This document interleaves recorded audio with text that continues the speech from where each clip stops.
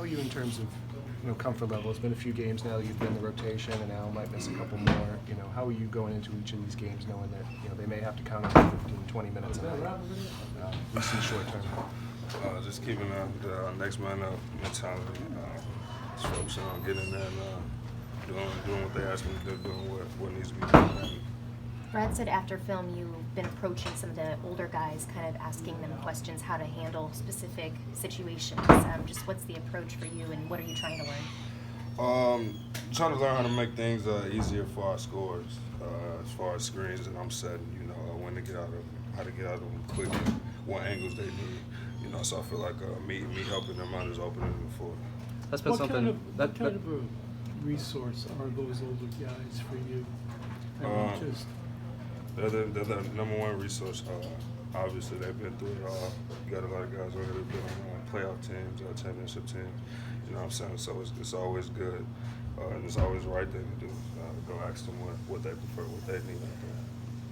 How different is it learning now that you have gotten the playing time and being out there on the floor? It's mandatory learning. It's not that much time for mistakes or whatever. So like I said at first, that's why I go to those guys. Go ahead and ask them what they're looking for. And it seems like guys are really talking to you, like every time you guys come off the floor, they have something to say. Yeah. This is great energy. Even if it's bad criticism, or if it's just a little tip, it's energy. It's good to hear from my ear, so it's a positive thing. What do you think's made you successful, not just blocking shots, but blocking jump shots in particular? A lot of guys maybe get them when someone's attacking the rim on them. Seems to get a lot of success kind of extending when guys might be on the perimeter. Just knowing defensive tendencies, like I said, studying personnel. Studying personnel. What do you think of the Time Lord nickname? It seems like it's catching on. It's catching on. That's all I can say.